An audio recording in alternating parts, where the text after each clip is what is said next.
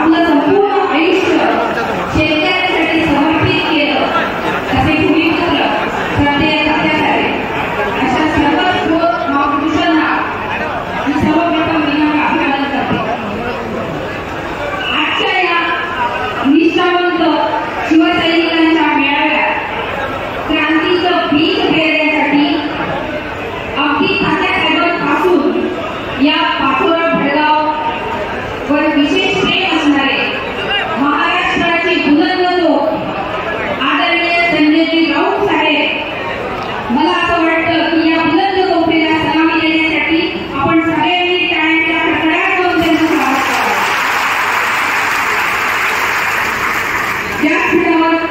व्यासपीठावरील सर्व आदरणीय मान्यवर आणि या मेळाव्यासाठी उपस्थित असलेले सर्व निष्ठावंत शिवसैनिक, सर्व पदाधिकारी, कार्यकर्ते आणि जमलेल्या माझ्या सर्व माता, बंधू आणि भगिनींनो, खरं तर मला असं म्हणावंसं वाटतंय की या निष्ठावंतांचं प्रेम कधी तराजूमध्ये तोलायचं नसतं आणि जिथे राऊत साहेब आहेत तिथे जास्त बोलायचं नसतं, म्हणून मी जास्त बोलणार नाही.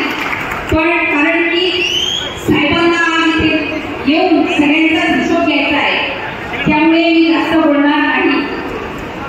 बांधवांनो, हा निष्ठावंतांचा जनसागर बघून माझं मन थोडं भरून आलंय.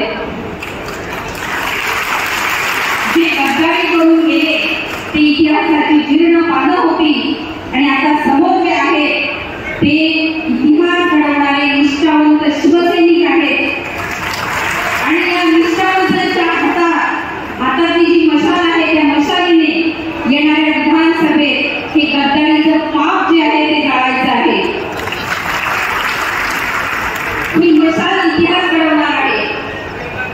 बांधवांनो, या पाचोरा भडगाव मतदारसंघात शिवसेनेची बांधणी शिवसेना प्रमुखांच्या कडव्या शिवसैनिकांनी, निष्ठावंत शिवसैनिकांनी लाठ्या काठ्या खाऊन प्रतिकूल परिस्थितीमध्ये खडतर परिश्रम ठेवून उभारणी केली.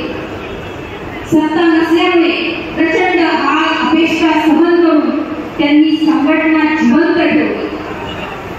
पुढे शिवसेना प्रमुखांच्या विचाराने प्रेरित होऊन तात्यासाहेबांनी शिवसेनेत प्रवेश केला. तात्यांच्या प्रेमापोटी साहेबांनी पाचोऱ्यात ऐतिहासिक सभा घेतली आणि या सभेला प्रचंड असा जनसमुदाय त्या काळात उसळला होता.